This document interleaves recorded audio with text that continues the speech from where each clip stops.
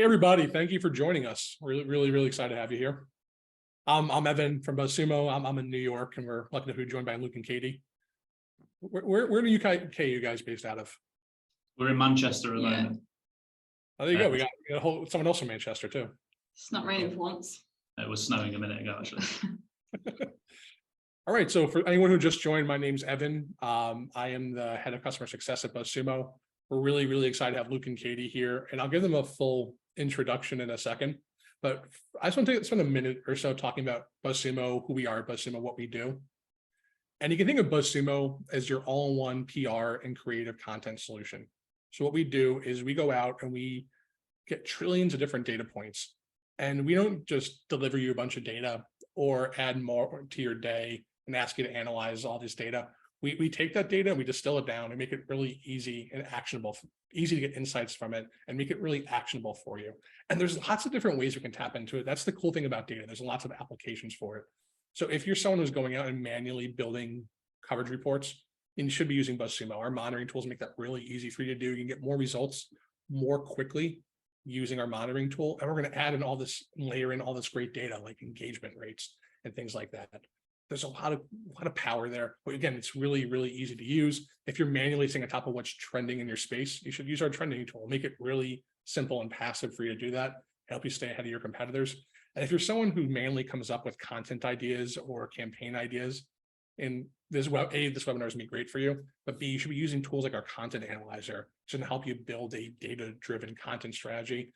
Again, in just a couple of minutes in a lot of cases, or a content ideas generator, which is really helpful for deciding what you should write about today. And the best part is you don't have to take our word for it. We have all these great G2 badges we're showing on this slide. And we're also really lucky to have some great feedback from other people and leaders in our industry. Some of these people are people we've worked with in the past on webinars. So make sure you go to our website. You can look at some of our old webinars. They're all on there. They're all great, just like this one's going to be. And some of just unprompted feedback we see on Twitter. It's always really nice to open Twitter and see some really nice unprompted feedback. Just a great way to start your day when you see it. So to go back to the webinar today, we are really excited to have Luke and Katie here. We've worked with both of them for a couple of years now. And when we thought about like this webinar for PR pitches, we knew we wanted to reach out to Luke and Katie. We're talking about how to pitch creative ideas. And we've seen their ideas. They're amazing. They constantly come up with amazing creative ideas. And I'm really excited for you guys to hear a bit about their process. So Luke and Katie, I'm going to turn it over to you. Cool. Thanks, Evan. We'll just figure out sharing our screens and then we'll get going. Oh, actually, one last piece of housekeeping while you're sharing your screen. If you have any questions, I almost forgot to mention this, please pop them in the Q&A box at the bottom of the screen. We'll make sure we save some time at the end of the call for Q&A. And if you haven't done so, we'll talk about the end of the call, but we offer a free 30-day trial of BuzzSumo too. Just go to buzzsumo.com and you can sign up there. Cool, awesome. So yeah, today we're going to talk a bit about how to pitch creative ideas that actually get signed off. Firstly, a bit about who we are. So I'm Luke, I'm Creative Strategy Director at Bold Imagination, an agency that launched about 8 months ago now and publicly launched about 5 months ago. I'm Katie, I'm PR Director at Bold Imagination. So me and Katie have worked together for a few years, and we recently sort of took the plunge and set up our own agency along with James as well. A bit more about us. So we publicly launched 5 months ago. When we're talking about sort of creative ideas, we didn't want to just do a standard kind of agency launch. So we actually launched with like a spoof Netflix trailer video, which hopefully the majority of people knew that was sort of a joke and didn't take seriously. And also we launched with like an e-commerce store site. So we've taken a service model and productized that and actually turned it into what looks like an e-commerce site with various different bottles and service offerings that you can actually check out with. These were quite easy to get signed off because we were just signing them off and it's our business. But we're going to talk a bit more about how to come up with like creative campaigns and actually get them signed off by clients. I guess why should you listen to us about ideas and pitching? Although Evan bigged us up quite well there. We don't know how many pitches we've done now in terms of new business pitches, but also idea pitches as well. I've been smart enough to be involved in over £3 million worth of sales over the last few years and dumb enough not to be on any commission whatsoever. I'm not a natural pitcher presenter type of person. I've got a monotone, as you might notice, so I'm not a naturally confident presenter. It's something I have to really work on. It's real conscious effort, and particularly when pitching ideas, I'm not actually that creative either. So you can't be creative director. That was the words of my co-founders before we launched. That's why I have a made-up title like creative strategy director. Katy Powell is actually creative in her own words. So that's why we're both on the webinar. Basically, if I can come up with and pitch ideas, then anyone can. I've got a process for coming up with ideas that I've sort of pushed on other previous BuzzSumo webinars and on guest content. So the way I see it, if I can come up and pitch with creative ideas, then basically anyone can, and we've kind of going to run through a bit of a formula of how to do that and the different ways of pitching creative campaigns as well. We did this about a year ago, and I think we're going to try and do another poll today to get an updated version. We asked kind of like what was the biggest struggle in agency world around ideas, whether it was coming up with ideas, getting sign off on the ideas, executing the ideas, or measuring the success of the idea. And most people said it was either coming up with the ideas or getting sign off on the ideas. So there's loads of times when you actually had a really, really great idea and it hasn't got signed off. And actually sometimes that's the sign of a really good idea sometimes. And you might not have been given the ammo to it to be able to actually get it signed off, or the reasoning for the client to actually sign off. And there's a poll there. Oh,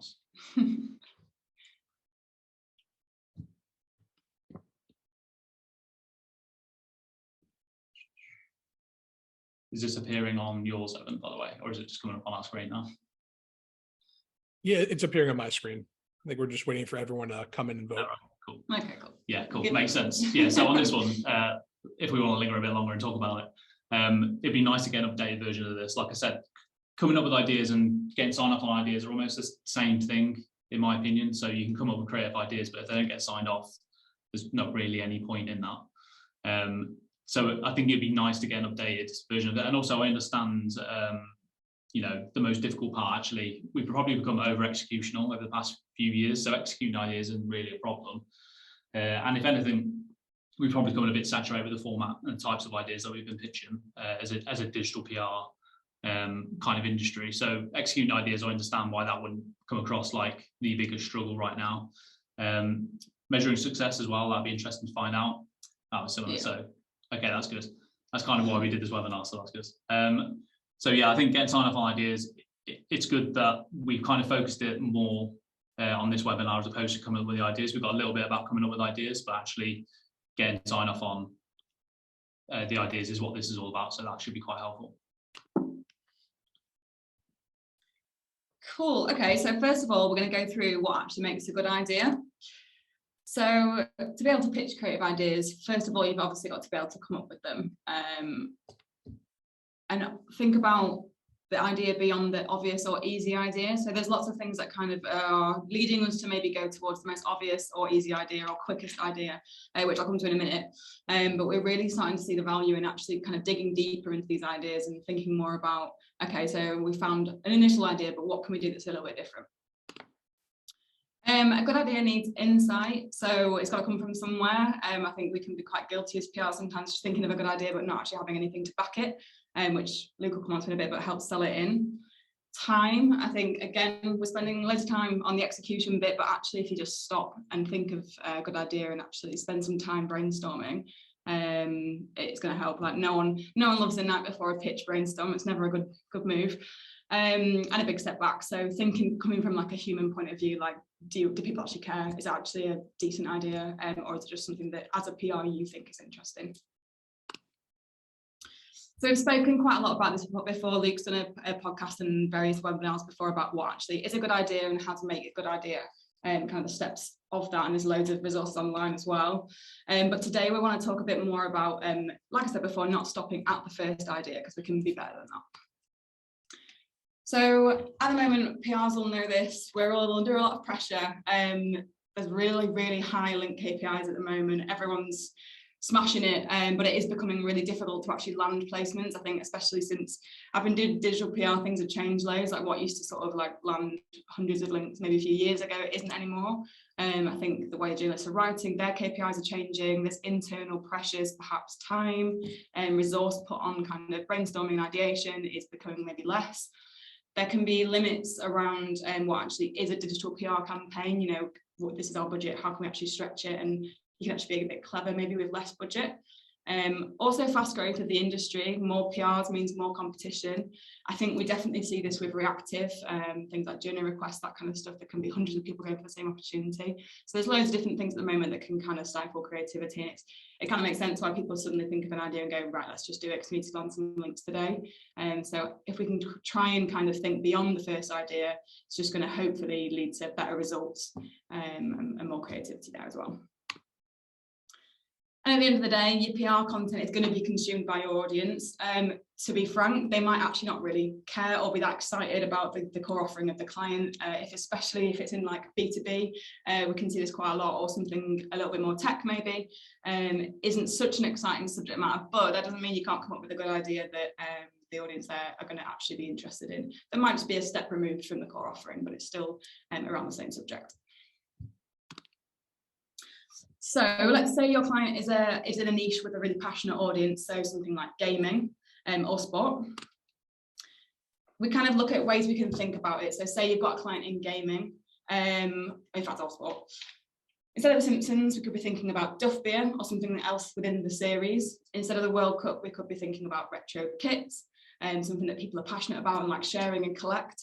Instead of Nintendo, like classic games like Super Mario, something that's got like a bit of nostalgia with it, or superheroes. This is a classic one, so getting fans against each other or pitching brands against each other, so Marvel versus DC. This is a campaign that Rise at 7 did. So this was kind of expanding on the idea of gaming. So this campaign basically looked at the hours spent on loads of different games. So shout out to Alice Buttery if you're on this, but she spent hours and hours and hours and hours gathering this data. And it's essentially data that, to be honest, most people probably couldn't be bothered to get because it took ages. And we basically created a story that said that gamers spent 10.4 million years playing Fortnite. So we gathered that, made a big index of which games people spent the most time on, and then pitched that out to the press. So it's kind of thinking about fans, gamers, and actually what do they care about. So this landed really, really well. So that's kind of campaigns, but obviously reactive is a little bit different in terms of the kind of size of the story, but it's kind of the same rules. So I imagine everybody's watched The Last of Us. You haven't. I haven't. Most people have. I've heard a lot about it. I need to watch it. Also, apparently it's really emotional. I'll probably just cry. But it is a huge TV show at the moment based on a PlayStation game. So a good opportunity for a gaming brand.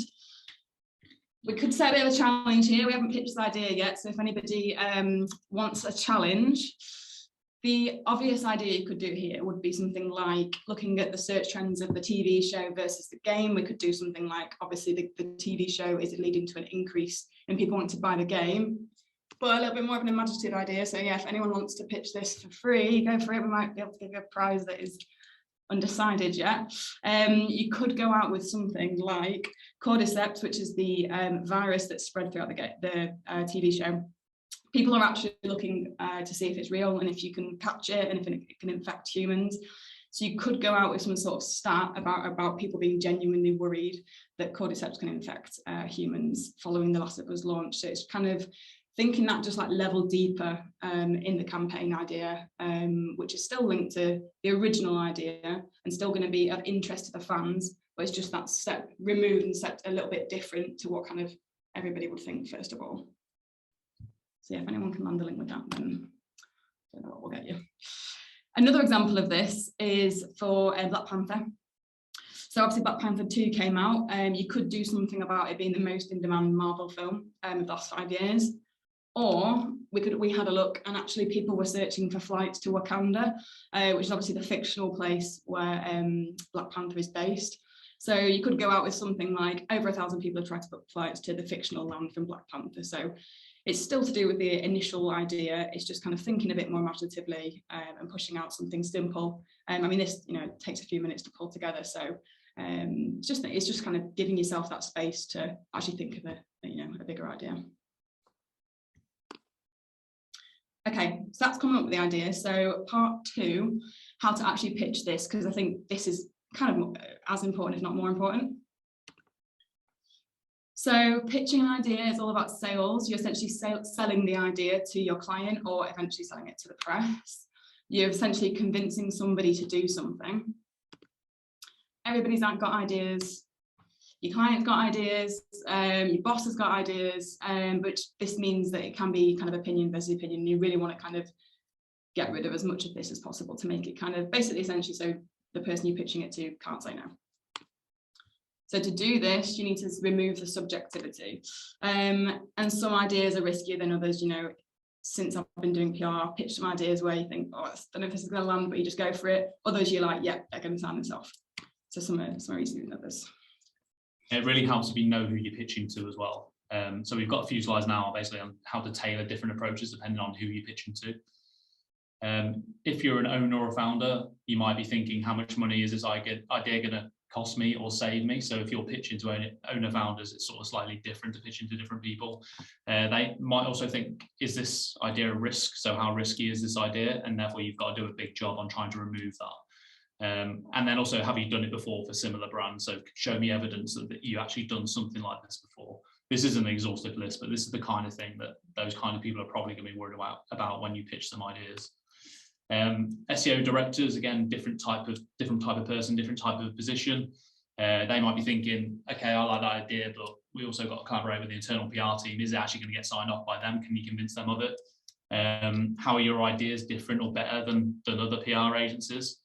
Do you understand how this fits with search? So does this fit with my search objectives at all, or is it just a random idea you have in the pub? And also, is it within budget? And also, probably a question alongside that is like, how much effort is it going to be our side? So are you going to ask us to do a load of work on development and creating a page, or is it going to be fairly straightforward? A CMO might be slightly different. They might care a little bit more about, do you actually understand the brand? Is this idea on brand, and does it fit within the brand? Like, how does it fit within our marketing roadmap too? So we've got these plans that we want to execute over the next sort of 6-12 months, and this idea is completely left field to them. It's far less likely to get signed off. And then also, everyone's got an ego. CMOs have an ego. Is this idea going to make me look good? We've done campaigns in the past where I feel like, we've helped our clients internally to look good.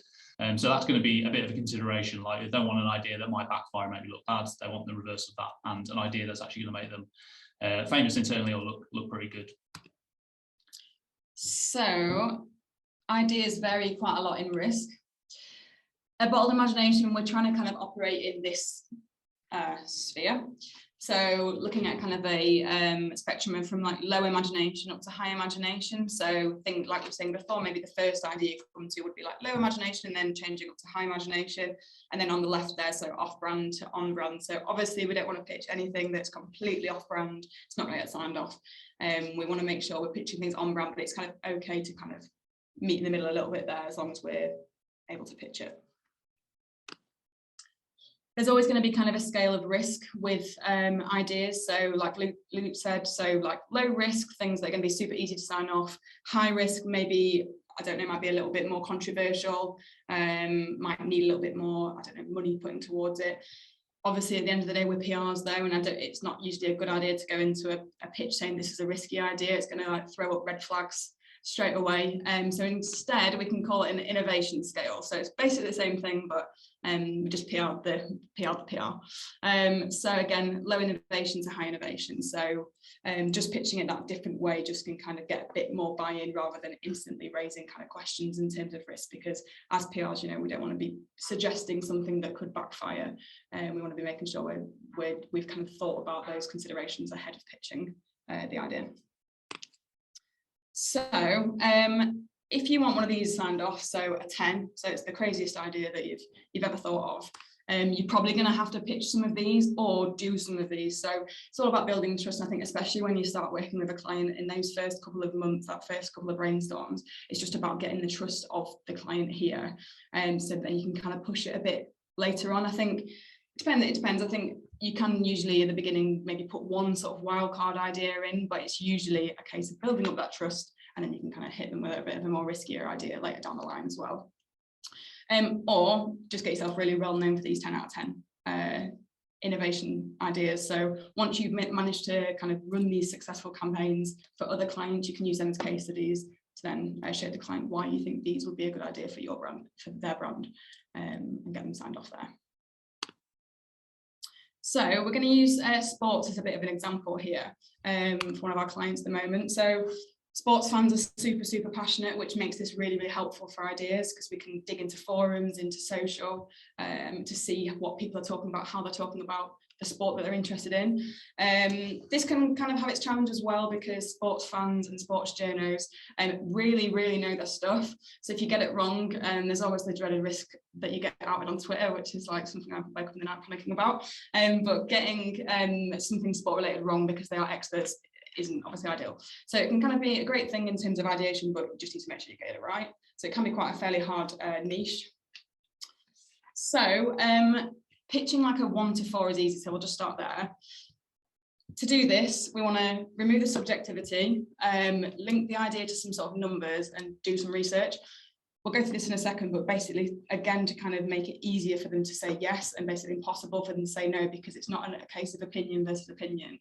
It's just, here's the facts, we've done it, this is why we think it's going to work. So something we do here is tie a lot of this to kind of the organic search revenue opportunity of a topic of a category on site. So we'll do an analysis into the site to kind of give them some proof as to why this is a good area of the site for us to be focusing on from a link building point of view, and it just gives us another hook to kind of be able to pitch it to the client. For example, for one of our clients at the moment, the NFL area, we could say it's worth an extra, say, 20k per month in organic search revenue. So it's a really good area of focus for us to look at when it comes to ideas. So we've already got that kind of monetary, I guess, buy-in from the idea before we've even talked about it. Comparison of fans works. This is something we found through BuzzSumo. We've looked here. There's campaigns like the rudest fans in the NFL, the fan bases that drink the most. People love to kind of essentially argue in the comments. So pitting fans against each other, we're finding is really working. So we found this article. It's already been written, and it was around the NFL's best tailgates, which is like the parties ahead of the games. So it's already been written here, but this is solely an opinion article. So there's no data here, there's no index or anything. This is just a journalist's opinion. So we essentially thought we could take this and then make it into data. So we analysed various different things like ticket costs. I think we used TripAdvisor, did like food reviews, to kind of make an opinion into data and create a big index here. And then we were able to obviously outreach with the different angles. And then we can pitch it to the client like that, so you can kind of go in with all of your evidence, if you like. So this is why the press are going to like it. There's loads of already articles out there that are similar that people are engaging with. Here's another article, but which has been really engaged with, but it is just opinion. Here's how we can turn that into data. And then obviously you go down the usual route of it's got 5 angles there that we can go with to kind of maximise the outreach potential as well. And there's no reason a 1 to 4 can't go big. So even though it's on the lower end of the innovation scale, you've managed to get it on telly, which is amazing. So you can still get these lower risk ideas to kind of go big too. Cool. The next sort of level of ones, I guess, are like sort of five onwards. So there's a few different types of campaigns that can probably sit at 5. We're going to go with interviews just as an example, because interviews can go wrong, especially if interviewing celebrities, and also there's a media spend involved. So there's slightly higher risk in this, higher innovation, not risk. And so therefore there's a bit more at stake, I guess, with interviews. Sports is pretty saturated. Building coverage for a sports gambling affiliate is also pretty challenging. Anyone who's worked in the PR industry over the last sort of 10, 15 years knows that. Obviously, step 1 again, you've got to remove the subjectivity, do the research. Interviews within sports gambling in particular, they take it a step removed from gambling. So it's someone else's opinion on behalf of the client that's interviewing them. And they do really well. So there's loads of examples of this in the press. So this is something we picked up on as like, okay, getting gambling covered is quite hard, but if you do an interview, it's a little bit easier. All the competitors are doing it. That sounds great to a client. They're like, your competitors are doing this. Do you want to keep up, or do you want to do something completely different? But there's evidence that this is going to work because it's being done, and it's proof that it's been done in the past, and competitors are doing it quite well. Pick someone who has an opinion is well known when it comes to an interview. There's no point in picking someone who doesn't have the kind of reputation in that industry you want to get into. So we interviewed Michael Owen a few months ago now, maybe just before Christmas actually. He's obviously, we did this, there's a few reasons why we did this, I'll explain in a second. But how we pitched this was like, we're going to ask a question that is going to divide 2 sets of fans here. The question is going to be, how much would you value yourself in today's transfer market? That's what we're going to ask Michael Owen. We said that fairly early on. We're asking this because there's one generation that know Michael Owen as a France '98 Ballon d'Or winning footballer, Michael Owen. And there's another generation now that know him as a BT Sport pundit that perhaps didn't see him play. So that sort of question is going to divide two sets of fans if he says a high value, which we think he should, and rightly so would say that. So if they will divide those sort of two sets of fans on social, then it's likely to work from a digital PR point of view, because the journalists know they're going to get a story that's going to work really well on social. And it did, it went exactly as planned. So he said he'd value himself about 150 million, which was ideal. And also, I think he also compared himself to Kylian Mbappe. So it gave us exactly what we wanted. The press went out with it, and there was loads and loads and loads of social media engagement from all the articles produced on press. This got even more media pickup from that. So from that initial press social posts from Sport Bible and people like that, and picked up 60 links back to the client site. So I picked up loads of like sporting relevant links and national links as well. Logical question during that pitch process is like, what happens if that question doesn't work and you don't get the desired answer, or refuses to answer it or anything like that? We lined up with exclusives for press too, so we reduced that risk by saying, look, we've got exclusives lined up with the Mirror and a load of other publications. If this one doesn't quite take off like we hope, we've got not a fallback option because they're great pieces of coverage, but we've got that in place that almost guarantees pickup. So pitching a 10 is a bit different. So we've got, obviously the interviews are not sort of a 10 level. We see these kind of areas like they almost need to be like pure inspiration. So the 10s need to be pure inspiration. Whereas the 1 to 5s can kind of be inspired by data and research. So you can do them, you can do your data and research and then come up with a validated idea. Whereas the ones that sit at a 10, they probably need to be reverse engineered. So that needs to be like, okay, this is a cool idea, and then reverse engineer that and back it up with data later. There's sometimes ideas that can come with a bit of a caveat. We've both said, like when it comes to sort of big out there ideas, they're obviously harder to get signed off and harder to pitch to clients, but we have done some cool stuff in the past. I've pitched some ridiculous ones in the past and sort of learned the hard way when it comes to something you think is a ridiculous, risky idea, but try and convince the client to do it because it sounds cool. Puppy Squid Game was one of them. That's probably my all-time high or all-time low. So pitching this to a client the day after they had their Christmas party was probably quite an experience for them. There was no puppies to be harmed in Puppy Squid Game, by the way. There was a rationale behind the idea. But we pitched stuff like this in the past. It was like, oh, we had this cool idea. Obviously, it's not been signed off because we've not been able to back it up or done enough creative work to actually validate why they should take this risk. So we've got a few examples that we've done recently. So this is a campaign that we launched leading up to the World Cup. So it's called The Fake Footballer, Jordan Rees. For these, you kind of need to find the right client and the right brief. So words like we want fame, we want awareness, experiential, any sort of lack of red tape that you notice, they're the kind of ideal clients you want to pitch these to. Pitching this kind of idea to a traditional bank or something like that is not going to happen. So you've got to find the right kind of client, really. Good ways of doing this, like everyone's doing the same. So we like I said, we kind of pitch this like all your clients are doing, all your competitors are doing something similar here. There's a chance to do something a bit different. Here's what's not being done, and we do quite a lot of that in our idea gen, where we'll pull up ideas and then look at what hasn't been done yet. You came to us for is also a really good one. So if a client has come to you because they want big ideas, you remind them of that and say, or even your boss, for example, we've hired you because we know you're a big ideas person.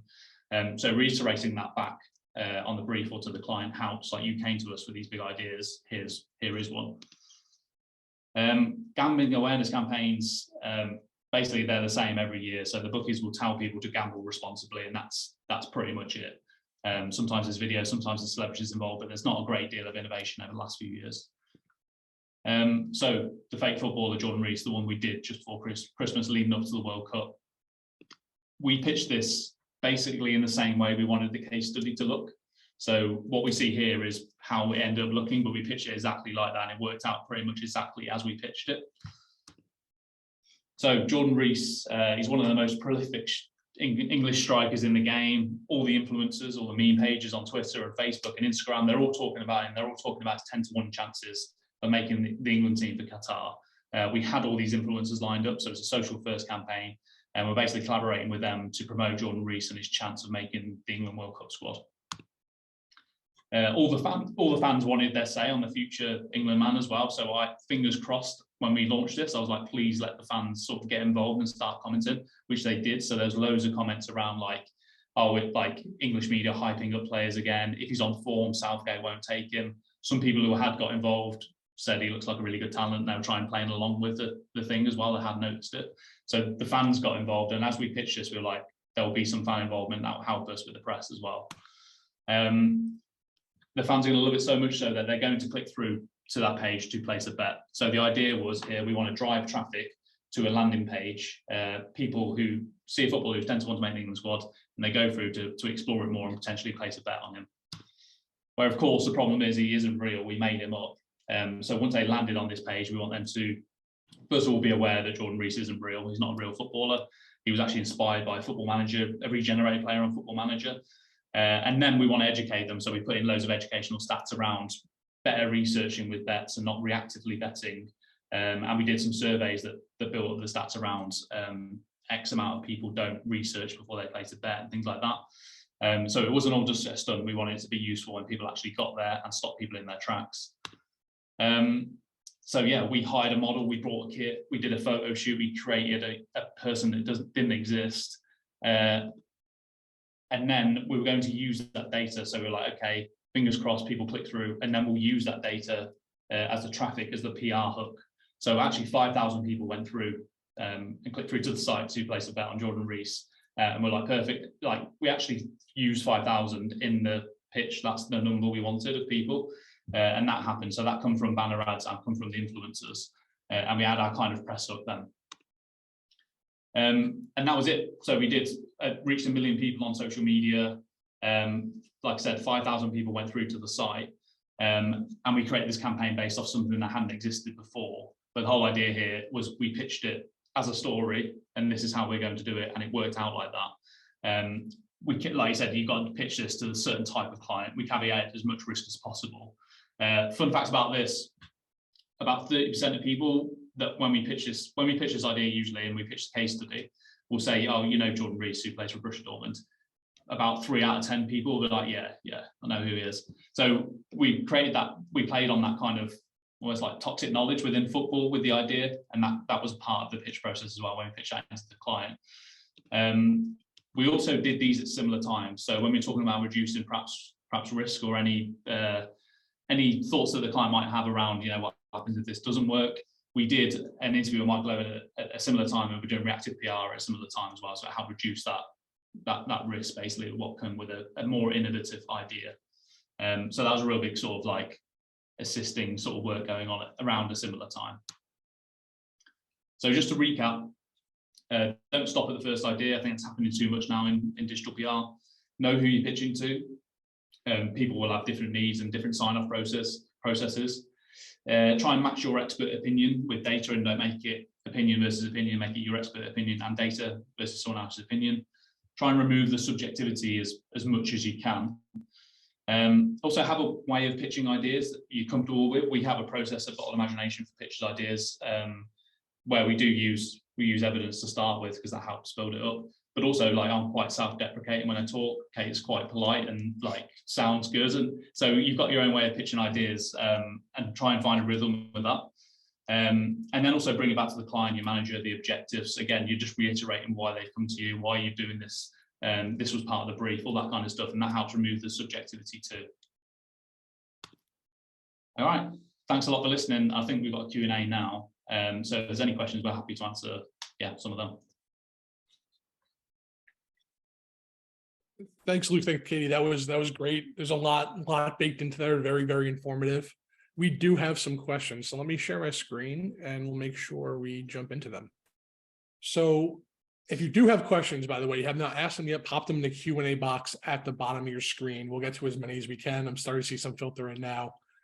One question that I see is, how do you navigate big data pools? This is looking at that Fortnite example you'd shared. And the question is, like you mentioned, being a lot of work. How do you pitch this big hours, big budget investment to your clients? And how do you work up ahead of the large time pool is worthwhile? Give it time, like 100% give it time. I think the worst thing you can do is have this amazing idea, but you only give yourself, even a day to do this kind of data, because you need to sit and be able to kind of pick through it and then look at it and then actually see if you've got the angles that you need, and then potentially go back and do more. But I think to pitch it into the client, it's just about evidence of it working before, or kind of these big data sets working before. And also I think as well, we all know PR's PR and you can't guarantee that anything will land.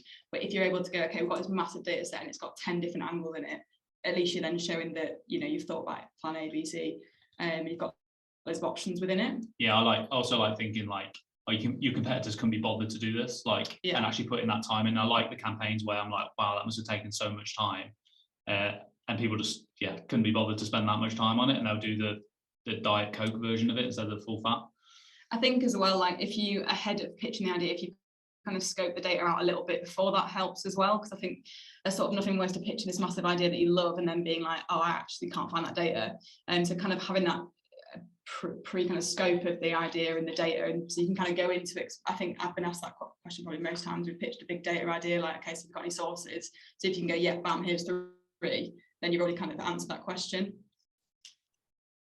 Cool. Another question from Emily, and I think this is a good one, is how do you find the line between selling an idea, especially let's say like a 9 or a 10 on your chart from before, and getting the client excited without over promising on results or impact you're going to have? Again, I think evidence, like if you can show that something similar or something of the same size has landed before, then you're able to kind of show them. I think as well, like the relationship, like I've had a few before where I've pitched like a bit of a crazy idea. I'm like, trust me, I know this is going to work. And because we've got buy-in from that client and they do trust me, it kind of makes it a bit easier. And then like my favorite thing is when you go, I thought that wasn't going to work, but it did. And that's so rewarding. It's so great. So I think having that trust in the relationship, but yeah, the evidence again is super important there. That makes sense. And I can't help myself. I got to add, BuzzSumo is a great tool for getting data-backed evidence of whether things work or they don't work. So if you haven't done so, give BuzzSumo a try. We can quantify some of those pitches. Let's see, Tom. Tom, I can't remember if it's Chivers or Chivers. I apologize. We've worked with before. I always get it wrong. It's always can we say it's Chivers even though it's not? Okay. I was right the first time. What's the most creative campaign you pitched that got rejected? And you already shared a pretty creative one with the puppy squid game. So yeah, puppy squid game. That gets a lot of stick, puppy squid game, but it was probably my best moment of rejection. Most creative idea has been rejected. That's a really good question. Yeah, it's a good question. I've had some ideas that have been accepted that actually probably shouldn't have been. But in terms of being rejected, there's probably been a couple, and I also we're probably under NDAs with some of the stuff that was been pitched, even if I hadn't been accepted. There's been a couple in the past where I'm like, oh my god, that would have been so good. There was one I can't really describe the idea, but it was for Ryanair, for example, and it was about getting people from one country to another. And it was just a really, really cool idea. It wasn't even perhaps my own, but it wasn't my own, but I was involved in the pitch process, and I was like, this just works so well. I really hope they sign it off. But yeah, it didn't happen. But yeah, I mean, I would love for someone to be like, yeah, we'll do something like Puppy Squid Game and then have to go figure something like that. That would have been great. It's a shame. Yeah, I think getting rejected by Ryanair is a pretty good badge to wear. Yeah. They seem to be willing to go pretty out there with their marketing. A question from Louise, not BuzzSumo Louise, a different Louise. You seem to have some really cool brands to work with that may be more receptive to more creative ideas. How do you change that approach when you're working with a more traditional client, like a finance, bank investment, who maybe wants a creative idea, but their type, like how they judge creative ideas, right? Which may be like more of a 5 or 6 on your chart than a 10. Yes, you do have to adapt your approach a little bit. Like I said, you perhaps wouldn't pitch a 10 to them, might be a 5, for example. So yeah, trust is a big part in any sort of like finance, insurance, anything like that. So pitching something that screams a bit of risk isn't going to get signed off. So I guess you adapt your approach, and yeah, you might pitch a 5 or a 6 as a 10 and be like, this is good. This is unbelievable, and it perhaps isn't. But that data approach, it still can bring up some really creative ideas.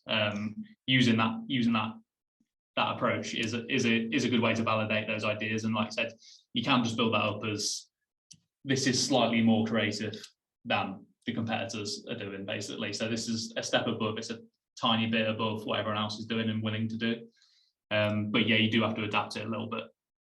Yeah, that makes a lot of sense. A question that came in, I think it's kind of an interesting one, is, to distill it down, like, you're going to fail, right? Like anybody else, you're going to pitch an idea and it's not going to work. In any industry, in any job, we're all going to fail at something. But you're in a tricky space, because if you're pitching a creative idea to a client, you're getting buy-in from them. How do you pivot and adjust when you pitch a creative idea and it just doesn't work out? How do you reapproach that client?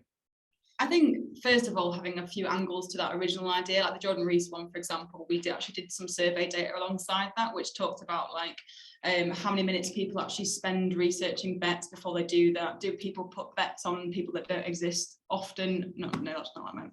Do people put bets on people they've never heard of often? So we've got something like additional to kind of add to it. So if the big thing goes wrong or doesn't quite land how we've got a fallback option. But I think, again, just being honest, like sometimes things don't land. And as long as you're able to explain the learnings and perhaps what you do different, and try not to put the client off doing something big and creative again, but just perhaps being like, okay, this didn't quite land, but this is how we would do it again, is a good conversation to have. Yeah, I've had scenarios before where I've done a campaign, I'm like, this is going to be so cool. So there's like quite early on in my career, probably, I did a campaign called Home Renovations to Survive the Apocalypse. So I wanted to get the optimum home renovation budget to be able to survive the apocalypse. And it looked all right, and it had some data in it, but it was like, I'd gone like 5 out of 10 on each area. So it was like 5 out of 10 on the data was okay. The look was okay, and it just didn't work. Like the idea was actually quite cool, but it just did, everything else just didn't do it justice. So I think like when you've got a creative idea and you hold yourself back from it a bit as well, actually it's going to hinder it. So you might as well go all in. It should have been, a far bigger campaign than perhaps what we had the resources for. Cool. 2 questions on Michael Owen. One, when you work in a case like that, do you get the sign off beforehand? And the other is, you mentioned, and you kind of touched on the word fallback just now, which made me want to ask this question. You mentioned setting up exclusives as a fallback up front. Can you explain that in a bit more detail, what your thought process was behind that, how you did it, as far as getting exclusives lined up before you had the research and answers back? Yeah, so yeah, we have to, with anyone like that, you usually have to get your questions signed off, so you can't slip in some ridiculous thing that you're hoping to get them to answer. So they were signed off ahead of that, and there wasn't any issues with it really. It was more around what we're hoping his answer to be, and what we think it can do versus the press. And then yeah, exclusives, like I said, it's probably not a fallback. It's the original thing that we did was like, okay, we want a minimum amount of coverage from this. Let's work backwards from that, and we'll get X amount of exclusives lined up with national press. That way, if our questions are rubbish and not football related and not interesting enough, then we do have almost a guaranteed sort of lineup there of questions from journalists from national press that are going to cover it, because it's their questions and it feels like their story now. So yeah, fallback, I don't know if it was the right word for exclusives, because it was more like, we need to do that, and that's what we want to get from it. Here's a question we think is gonna bang, so we're gonna put it in, and we're gonna tell the client about it. But yeah, so pretty much that kind of process. Gotcha. Let's see. There's a lot of questions. I'm just trying to group as many as I can together as possible. I guess this is a good one. We kind of touched on a little bit, but and maybe the answer is know your audience. But when you have an idea and you're confident in it and you have some numbers to back it up, and your client is maybe just a bit conservative and a little uncomfortable with it, do you have any go-to strategies for how you pitch it? Is it trying to quantify as best you can? Is there a certain type of argument you always go to, or a way you approach that pitch? I'll use like numbers. Yeah. So I'll be like, this is not my opinion. Like, this isn't my idea. Heaven forbid, this is like just based off statistical data. So with the opportunity analysis that we sort of briefly mentioned on, it's related to their data. So it's based off the kind of the search opportunity based on their categories. So if dresses, for example, is worth an extra £200,000 a month to them as a category, if they're an e-commerce fashion site, and we're pitching ideas for dresses, and bags is only worth an extra £25,000 a month to them if they're going to be ranking the top 3 positions, it's all based off their data. It's based off average order values and conversion rates. If they really want to do an idea on bags, having that conversation where we're like, this idea is about dresses because your average rank is 7th for dresses, you're nearly pushing the top 3 results. We want to do a campaign that sits on the extension of the category and strengthens it. It becomes a lot more, okay, there's numbers involved now and there's a reason behind what we're doing stuff. And I tend to use that approach for clients I know have got a lot of red tape internally. And therefore it becomes less this crazy PR agency's ideas and more this like, oh, there's a real functional rationale to all of this. It's all linked back to our revenue on our site. So yeah, definitely use that for clients that have got red tape. I think, like you say as well, like knowing the audience, and I think sometimes even in onboarding sessions with clients, we'll kind of already start to establish what is that no-go high-risk area for them. So we're not going to pitch them 10 ideas that they're going to be like, no, this is completely crazy, we don't want to do this. And so kind of even right at the start of the relationship, just kind of understanding their boundaries with ideas is really important, and just an easy way of getting those conversations in early. Yeah, that makes a lot of sense. Definitely a tricky thing to do, but I think it's a good, it's a really good approach. Okay, there's so many great questions. I'm going to hold it to 2 more. The first one comes from Tamara, and I'm just kind of curious about this one too. Have you seen a creative campaign recently that you just really wish you thought of yourself? This is going to sound bad. I think one of the reasons why we want to set Bold Imagination up is I've not, over the last sort of year or so, I've not seen loads of campaigns where I'm like, oh wow, I wish I'd have thought of that. There's been a few more traditional PR campaigns from the traditional PR sphere that I thought, oh, that's pretty cool.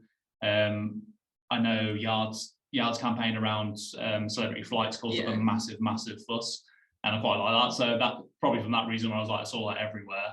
Yeah, well done, Louise. Yeah, so that type of where I'm like, that okay, I've seen that everywhere, and it's gone beyond my sort of like Twitter follower sphere, and I've seen it like everywhere. So that kind of stuff where I'm like, okay, that sort of transcended that digital PR bubble on Twitter. So anything like that.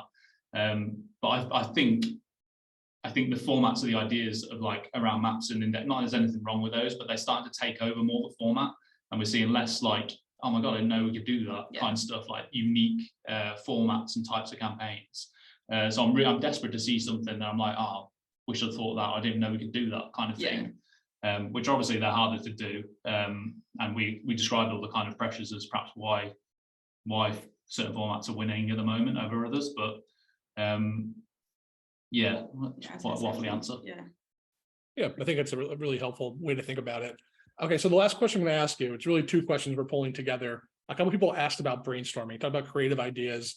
And I think brainstorming is something that people have different approaches to, and a lot of people have different styles for how they like to brainstorm. So how do you approach brainstorming, especially when you get out of a creative rut? And the other question is, a specific style of brainstorming that you found helpful for your team? I'm not a massive fan of the brainstorm. I think, especially if you've got more junior members of the team or execs that perhaps aren't, like, not everybody's the same, not everyone's really shouty and loud, and not many people also can like take rejection if you say an idea and people like don't say anything. It's a bit awkward. So I think sometimes brainstorms aren't the best way to get the best out of people. I think what I quite like to do is a bit of like a briefing session, like here's the brief, here's some insight that I found that I think is pretty cool and might spark some ideas. Go away and we'll regroup in a few days and let's see where we've got and kind of chat through ideas, rather than, I think the worst thing you can do is kind of just like throw a brainstorm on somebody, because no one comes up with ideas just, I think, on the spot to be like, come up with an idea now. It's like it's nearly impossible. So yeah, we'll do like a briefing meeting, which is like, and we'll pull through some BuzzSumo research and that, and be like, here's the research you found, here's consistent themes that do well. Then we'll go away and we'll come back, and then we'll perhaps have a sharing of ideas that we've got. And also within that, like sometimes bad idea can spark a good idea. So that's what we do. And I think just sitting there in a brainstorm just doesn't work. We had one the other year, went really, really well, but that's because we knew the client, and we'd kind of done a brainstorm before. And like I said, everyone comes up with ideas in a different way. Mine's like a robot. I look at research and then I go away and come up with ideas, and I'll go on a run or have a bath or whatever and come up with ideas. Like 90% of my ideas really comes from having a bath, to be honest. Water bills extortionate. So there's that sort of stuff where like everyone's different. Some people actually might be naturally creative and suit a brainstorm a bit better, but I think at least kickstarters and briefing on the client and some thought starters, makes it less of a brainstorm from like fresh, I guess. Yeah, I think do it in person. I think sometimes something we found as well, like it's just so much easier to do these kind of conversations actually to get, I know obviously some people can't and it depends how you work, but if you can get everybody in a room together for the sort of second part of it and kind of bounce things off each other, it's just a bit easier than over a Zoom call. So Yeah, I can back that up. It's unfortunately harder and harder these days, but Yeah, it does make a big difference. And I said before, it's nice to see like people in the same room on a call. Thank you. Thank you so much for being here. Katie and Luke, thank you for all the listeners for joining. There's so many great questions. I tried to get through as many as I could. One quick piece of housekeeping. We saw this question pop up a couple of times. We will send out a recording in a day or two. And also we will send this out in a follow-up email as well to thank you for joining us here today. We're going to offer you 20% off your first 3 months of BuzzSumo. So if you want to get some data-backed insights to bring to your pitches, some data-backed insights to help you brainstorm ideas and see what's successful in your space, put in bottled webinar offer 20. Again, we'll send this out. You don't have to remember it, but do write it down or take a screenshot if you want to sign up right now. This will come out in a day or two. We'll offer you this coupon for the next week. And we are hosting another webinar next month with Kelsey, who's a co-founder at Fractal. We're really excited about it. It's a PR agency's take on earning press. So thank you so much for joining. Thank you so much, Luke and Katie. This was just a lot of information packed into this call. I hope it was really helpful for everyone listening in. Thank you so much for joining and enjoy the rest of your day. Thanks, everyone. Thank you. Cheers.